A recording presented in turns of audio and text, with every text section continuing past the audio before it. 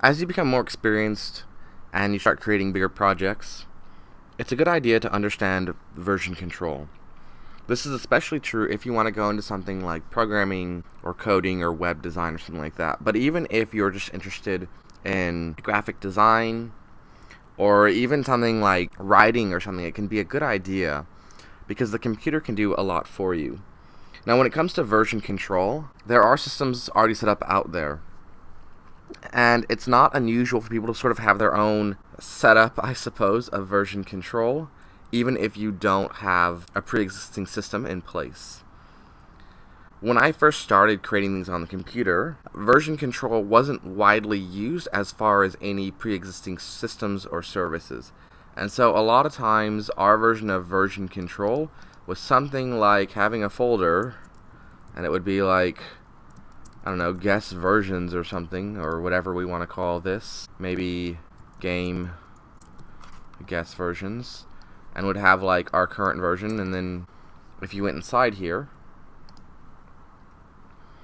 we might have like all these different versions that we created at different times. So you might have like guest, original, and maybe this is like our working copy, and then you might have like version 1 and version 2, and this might be like version 2.2, and etc. And then as you're starting to like wrap things up with the clients or whoever, you might end up having like version 3 final, and you thought it was done, but they wanted some changes in there, so you have like final 2, and you made the changes they wanted, but they liked them, but they wanted something else, and so you have like final 3, or maybe this is actually like final 2 changes, and that was pretty good, but they wanted one more thing. Some other guy had like some other idea, so you've got like final 2 final, and then you've got something else happens, and it's not working with something because they didn't try it on the actual machine they needed on, and so you have like final, etc., and you end up having this long convoluted thing going on, right? And that's not great.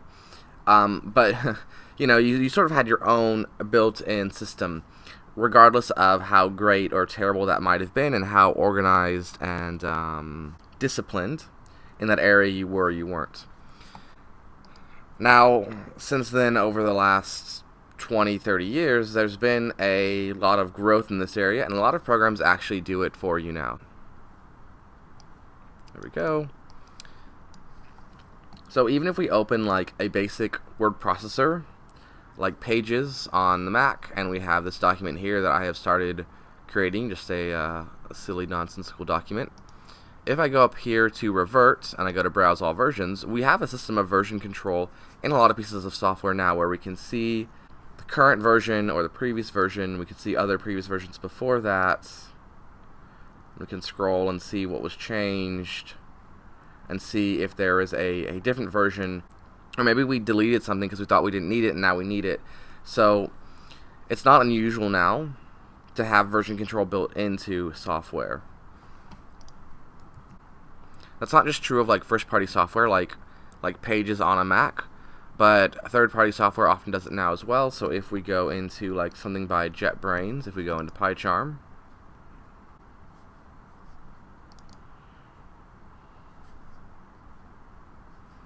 and we have up here at the top VCS, so local history, show history, check out from version control. Some of these are ways to work with other systems. Here are some of your most common, but you also have local history built in to this program already, where we can see previous versions, different changes, whatnot, even on other files that we've accessed and worked with. So how exactly that program utilizes version control depends on the developer and that company and that product, etc.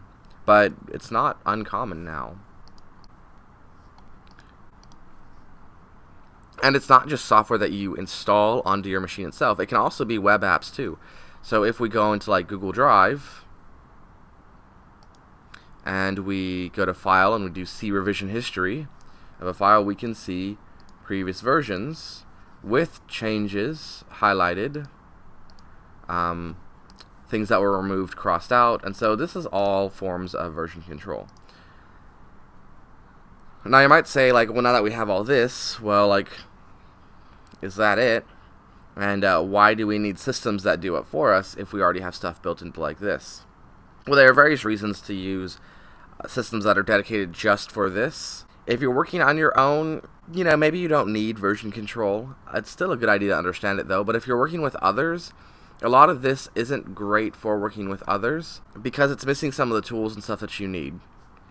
Now, Google Drive might be a different story because it was designed for collaboration. But even Dropbox has its own system of version control, and a lot of apps do. But they're often not designed for collaboration. They're often more just designed for, like, if you screw up and you need to go back to a previous version.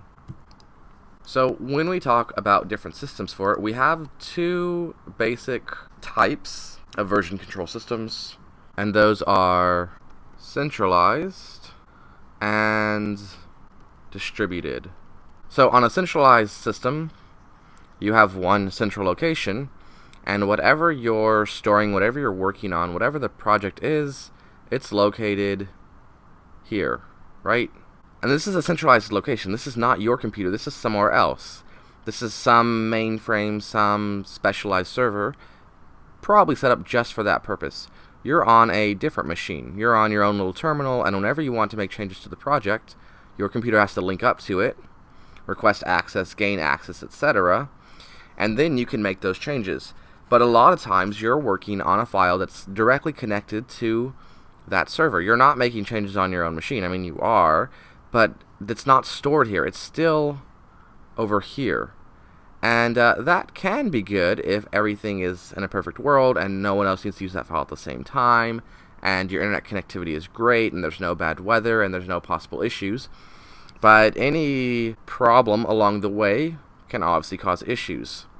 If your network goes down, if you have any issues with the centralized server itself, then you might not be able to work, or you might not be able to make changes. The other issue is when you have some other guy accessing it too. Who has rights? Who checked it out first? Who is currently viewing it? Can you both work on it at the same time? Or is it a read-only version for one of the people? Can they not even view it? It all depends on what system they're using and how that system has developed, how that system has changed over time. Not only that, but what if this guy makes a change to it and it actually ruins that original file? Well, granted, you should have different versions of it on the centralized system, so we can go back and find a version before it was all screwed up, but until then, no one else can do anything because you're all having to access that central file, and until that issue at the centralized file is fixed, nobody else can do anything. Because everything is happening here as well, things are typically slower because you're not being able to do things on your own machine as far as like your own RAM goes, your own hard drive, all of this stuff. Everything is having to go through the network, so everything is slower. Now, if you're doing things on a distributed system, you still have some sort of like central location, but it's really just more like a repository. You have sort of like the master that's located here, which maybe might seem like it's not that different, but the main difference is when you have all these different people working on it, you don't have to have this constant connectivity. You can actually download the file here, and you can work on it on your own machine. Everything is done by your machine. You can make changes to it. You can compare what you've done to the previous version that you've worked on, to the previous version that you've downloaded, etc. And each person can do that. Each person can download that file and make changes to it, do what part they need to do on that file without having conflicted rights access like you would in centralized. Once you've done what you need to on your machine, and Joe's done his changes that he needs to do, and Susan's done her changes, only then do you push it back up to that repository, and then it checks for any conflicts and whatnot. Because it's only doing that when you tell it to, you have less problems. You don't have to have that connectivity the whole time. You just have to have it when you're trying to push up the data, or when you're trying to pull down the data. And even then, when you're pushing and pulling and you have those conflicts, you can still do a lot of that stuff on your local machine. The other thing is if your centralized network isn't working, if something goes wrong with that machine or your network is down, you can still work from the previous things that you've already downloaded because you have a local repository on your machine as well. As far as efficiency goes, as far as like frustration free, this is the better model for the vast majority of people. Now, that doesn't mean that there aren't improvements that could be made. There's always things that could be done to improve things, new innovations that can be added that, hadn't been thought of before as new needs arise. But currently, this is the preferred method by most people.